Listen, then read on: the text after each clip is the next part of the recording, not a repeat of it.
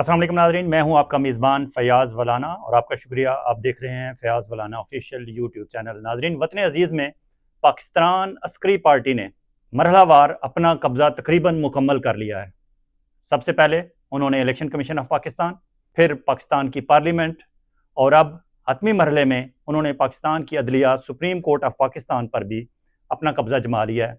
अपने मोहरे वहाँ बिठा दिए हैं और अब अपनी मर्ज़ी के नताइज वहाँ से डंडे के ज़ोर पर हासिल करना शुरू कर दिए। ताज़ा तरीन वारदात आपने देख ली कि आइनी बेंचेस की तश्कील का मामला जुडिशल कमीशन ऑफ पाकिस्तान के पास पेश हुआ और वहाँ 12 अरकान शामिल हुए और फैसला ये किया गया कि आइंदा तमाम आइन से मुतल्लक मामला, फॉर एग्ज़ाम्पल पाकिस्तान तहरीक इंसाफ के इंट्रा पार्टी इलेक्शन का मामला, फॉर एग्ज़ाम्पल 8 फरवरी के इंतखाबात में होने वाली धांधलियों का मामला, मखसूस नशिस्तें पाकिस्तान तहरीक इंसाफ को देनी है, सुन्नी इत्तेहाद कौंसिल को देनी है, या इस मैंडेट चोर हुकूमत की हुकूमती पार्टियों मुस्लिम लीग नून और पीपल्स पार्टी में बंदर बांट कर देनी है।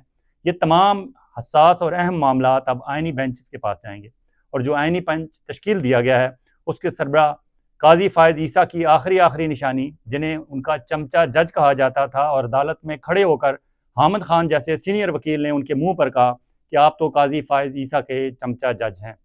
वो चमचा जज जस्टिस अमीनुद्दीन साहब को super chief justice of Pakistan बना दिया गया है, उन्हें आइनी बेंच का सरबराह बना दिया गया है और उनके साथ जो 7 जजेस पर मुश्तमिल ये बेंच बनाया गया है और उनके आगे फिर छोटे बेंचेस बनाए जाएंगे हर मामला रखने के लिए, 2 रुकनी, 3 रुकनी, 5 रुकनी या मैक्सिमम 7 रुकनी।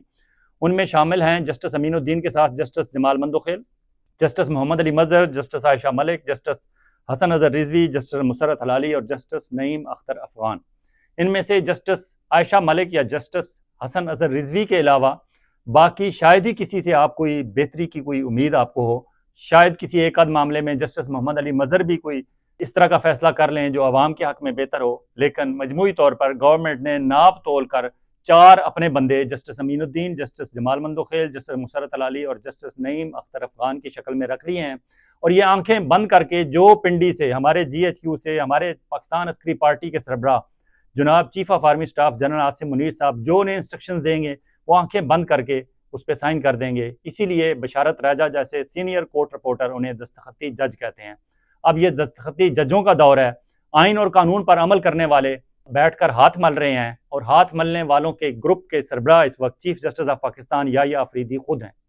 उन्हें 31 अक्टूबर को उनके सीनियर साथी जजेस साहिबान जनाब जस्टिस मंसूर अली शाह और जस्टिस मुनीब अख्तर ने कहा था कि आप अपनी प्रैक्टिस एंड प्रोसीजर कमेटी का इजलास बुलाएं और उसमें इस मामले को डिस्कस करें और ये 26वीं आइनी तरमीम जो इस मैंडेट चोर हुकूमत ने आपके इख्तियारात सलब करने के लिए, अदलिया को नीचा दिखाने के लिए जो 26वीं आइनी तरमीम पेश की है, इसका मामला फुल कोर्ट के सामने रखें। लेकिन जस्टिस याहिया अफरीदी की ये बात सर के ऊपर से गुजर गई और फिर बिल आखिर जस्टिस मुनीब अख्तर और जस्टिस मंसूर अली शाह ने 2-1 की अक्सरियत से खुद इजलास कर लिया और उसका फैसला भी सुना दिया। लेकिन जस्टिस याहिया अफरीदी फिर भी ये बात ना समझ सके या वो कमज़ोर साबित हुए। उनकी ये कमज़ोरी अब बाकी मांदा जितना टेन्योर वो गुजारेंगे शायद वो पूरा ना कर सकें, उससे पहले ही वो बर्दाश्ता होकर रिज़ाइन कर जाएं। लेकिन जितना अरसा वो चीफ जस्टिस ऑफ पाकिस्तान बनकर बैठे रहेंगे वो रोज़ाना उन्हें ये बात, अपने साथियों की ये बात उन्हें याद आती रहेगी और वो सिर्फ हाथ मलने के अलावा, अपने आप से शर्मिंदा होने के अलावा, इस कौम से शर्मिंदा होने के अलावा और कुछ नहीं कर सकेंगे। अब ये आइनी बेंच जो बनाया गया है, जुडिशल कमीशन ऑफ पाकिस्तान का जो इजलास बुलाया गया है, उसमें भी 2 ऐसे मामला, स्पेशली इस तरह के जो फैसले होते हैं उन्हें चैलेंज किया जा सकता है और चैलेंज किया जाएगा। और चैलेंज की सबसे बड़ा इशू ये होता है कि बदनीयती की बुनियाद पर ये फैसले किए गए हैं। अब बदनीयती तो यहाँ से वाजे हो जाती है कि आनन फानन जो आपने आइनी तरमीम पास की, किस तरह कराई, लोग उठाए, बंदे अगवा किए गए, लोगों की सौदेबाजी की गई, मुबारक ज़ेब जैसे बंदे को अब बाकायदा सरकारी ओहदा दिया गया, पैसों की ट्रांजैक्शन की रिपोर्ट्स आ रही हैं। बदनीयती की बुनियाद पर यह चैलेंज तो होगा ही होगा। लेकिन जुडिशल कमीशन ऑफ पाकिस्तान में जस्टिस अमीनुद्दीन की सरबराही में जो बेंच बनाया गया, वहाँ जब यह मामला रखा गया तो वहाँ भी 2 ऐसे काम हुए। पहला काम यह कि वहाँ एतराज़ किया अरकान ने कि ये मुकम्मल नहीं है जुडिशल कमीशन ऑफ पाकिस्तान, क्योंकि इसमें एक बंदा वो होगा जो आइनी बेंच का सरबराह होगा और आइनी बेंच का सरबराह तो अभी बना नहीं है। और जब तक ये कमीशन मुकम्मल नहीं है उस वक्त तक इसका इजलास नहीं बुलाया जा सकता। और 26वीं आइनी तरमीम में ये वाज़ेह नहीं किया गया कि वो रुकन कैसे मुंतखब करना है, वो रुकन पहले मुंतखब करना है या पहले जुडिशल कमीशन ऑफ पाकिस्तान की तश्कील कंप्लीट करनी है। ये मामला वापस 26वीं आइनी तरमीम के खालिक जो हैं हमारी पार्लियामेंट, उनके पास जाना चाहिए था और उन्हें ये सुकम दूर करने के बाद दोबारा ये इजलास बुलाना चाहिए था। लेकिन वहां राय शुमारी करा ली गई, हालांकि राय शुमारी उस 26वीं आईनी तरमीम में राय शुमारी की कोई शिक मौजूद नहीं है कि इस तरह का कोई मामला इख्तलाफ पैदा हो जाए इन अराकीन के दरमियान किसी नुक्ते पे तो आप राय शुमारी कर सकते हैं, ऐसी कोई शिक मौजूद ही नहीं है। इसलिए जो राय शुमारी की गई 7-5 के तनासब से फैसला ये हुआ कि नहीं, एक बंदा एबसेंट भी हो फिर भी आप इजलास कर सकते हैं। हालांकि इसमें 26वीं आईनी तरमीम में इसकी कोई आपके पास ये लॉजिक मौजूद नहीं थी, लेकिन ये की गई। पहला काम तो ये कि ये बदनीयती थी कि जल्दी जल्दी वो करना चाहते थे, उन्हें खतरा था कि कुछ और ना हो जाए। दूसरा काम ये किया गया कि जब आईनी बेंच का सरबराह चुनने का मामला आया तो जस्टिस अमीनुद्दीन खान ने खुद अपने लिए वोट किया कि हाँ, मुझे जस्टिस अमीनुद्दीन को आईनी बेंच का सरबराह बना लिया जाए। एक बंदा अपने सरबराह बनने के लिए खुद अपने लिए वोट कर रहा है। ये बात भी वहाँ उस तय नहीं हुई थी कि ऐसा हो सकता है या नहीं हो सकता। तो इसलिए इसे भी आप बदनीयती कहें, कन्फ्लिक्ट ऑफ इंटरेस्ट कहें, या अपनी ज़ात के लिए वोटिंग करना या लोगों का असर व रसूख इस्तेमाल करना, वहाँ आपका बैठा होना ही इस बात की निशानदेही है कि आप वहाँ एक वोट लेकर बैठे हुए हैं और आपके साथी जजेस और बाकी लोग बैठे हुए हैं और आप उन पर असरअंदाज हो सकते हैं बराह रास्त। और जब उनको नज़र आ रहा हो कि ये बंदा बेंच का सरबराह बनने जा रहा है तो लोग इन्फ्लुएंस भी हो जाते हैं। तो ये दो काम ऐसे हुए हैं जिसकी बुनियाद पे इसे बदनीयती की बुनियाद पर फैसला कहा जा सकता है और इसे चैलेंज भी किया जाएगा। लेकिन क्या इसका आगे कुछ हल निकलेगा? मेरे ख्याल में नहीं, क्योंकि अब तक जितना कुछ हुआ है, चाहे वो इलेक्शन कमीशन ऑफ पाकिस्तान के राजा सिकंदर सुल्तान साहब हैं, चाहे उन्होंने फॉर्म 45-47 वाली जो धांधली की है वो डंडे के जोर पर की है, और डंडा हमारी मिलिट्री एस्टेब्लिशमेंट का था और chief of army staff general Asim Munir उनके इस सारे पाकिस्तान अस्करी पार्टी के सरबराह हैं। डंडे के जोर पर 8 फरवरी के इलेक्शन के इंतखाबात के नतायज चेंज किए गए। पार्लियामेंट में वज़ीर-ए-आज़म, स्पीकर, चेयरमैन सेनेट, सदर, सबका इंतखाब डंडे के जोर पर किया गया। और डंडे के जोर पर ही अब सुप्रीम कोर्ट में पहले जस्टिस मंसूर अली शाह और जस्टिस मुनीब अख्तर को सुपरसीड कराया गया और फिर जस्टिस याह्या अफरीदी को उज़्वे मुअत्तल बनाकर रख दिया गया। ये सब कुछ डंडे के जोर पर हो रहा है। लेकिन क्योंकि हमारे जज साहिबान को वो आइन और कानून पे चलने का उन्हें बहुत शौक है, जबकि दूसरी तरफ उन्हें नज़र आ रहा है इमरान खान की तरफ कि आपकी जो मुखालिफ पार्टी है, आपका जो मुखालिफ ग्रोह है, जो गैंगस्टर्स हैं जो इस वक्त मुल्क में कब्जा किए हुए हैं, वो किसी आइन और कानून को नहीं मानते। इमरान खान भी आइन और कानून पर चलता था, आज अडयाला जेल में बैठा हुआ है। अब जस्टिस याह्या अफरीदी ने भी आइन और कानून पर चलने की कोशिश की है।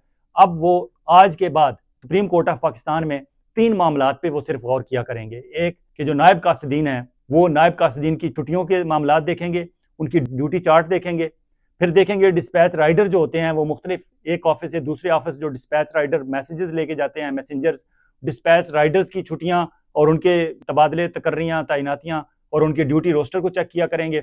और तीसरा वो माली जो सुप्रीम कोर्ट में ज़ाहिर है इतना बड़ा एक ऑफिस है, इदारा है, उनके गार्डन्स भी हैं, फ्रंट यार्ड भी है, बैक यार्ड भी है, वहाँ मालियों की भी ड्यूटियाँ होंगी। अब नायब कासिदीन, मालियों और डिस्पैच राइडर्स के रोज़मर्रा की उनकी ड्यूटी के मामलात और उनके आने जाने का टाइम और उनकी तनख्वाह, उनकी तरक्कियाँ, उनके तबादले, उनकी छुट्टियों का हिसाब किताब रखेंगे जस्टिस याह्या अफरीदी।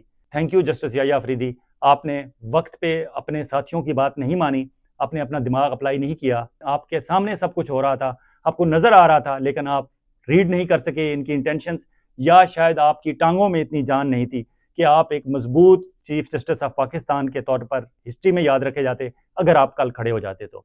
लेकिन अब क्या होगा, यहाँ से आगे बात करते हैं।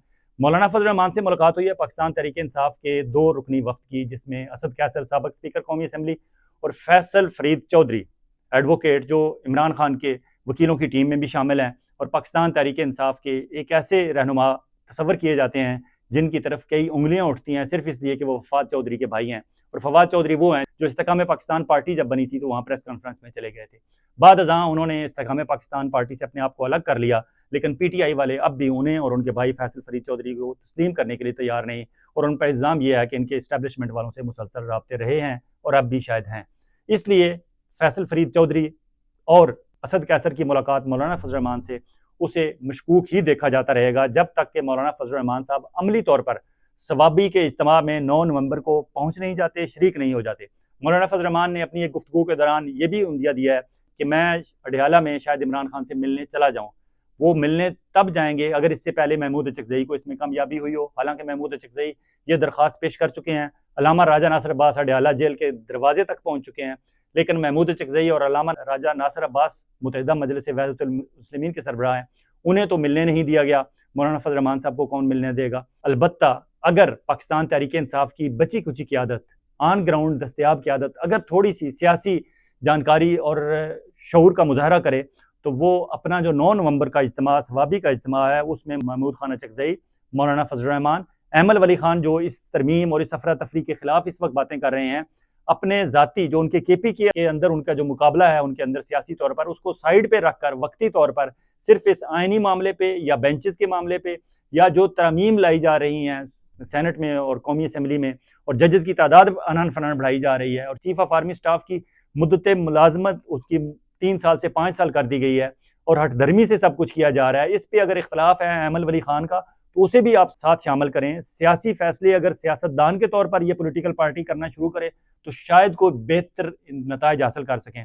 लेकिन अगर अपने अपने तौर पर अपने अपने घर बैठ के अहमद वली खान ने, अपने घर बैठ के मौलाना फजल रहमान ने और अपने हुजरे में बैठ के महमूद अचकज़ई ने कंडेम करना है सारे मामले को, फिर तो कुछ इसका नतीजा नहीं होगा। और अगर पाकिस्तान तहरीक इंसाफ वालों ने सिर्फ हल्ला गुल्ला करना है जिस तरह का इससे पहले वो डी चौक तक और चाइना चौक तक पहुँच कर चुके हैं, अल्टीमेटली उसका नतीजा कुछ नहीं निकला, सिर्फ लोगों को पकड़ धक्कड़ और गिरफ्तारी उसके नतीजे में हुई है और कुछ नहीं हुआ। और ओवरसीज़ पाकिस्तानी जो कभी लंदन में, कभी न्यूयॉर्क में, कभी ओस्लो में, कभी पेरिस में शानदार मुजाहरे कर रहे हैं और प्रेशर भी डाल रहे हैं इंटरनेशनली भी पाकिस्तान गवर्नमेंट या पाकिस्तान की इस्टेब्लिशमेंट जो इस वक्त बरसर इक़्तिदार है, पाकिस्तान अस्करी पार्टी और पाकिस्तान के आर्मी चीफ आसिम मुनीर पर प्रेशर बैरूनी दुनिया से डालने में कामयाब हो रहे हैं।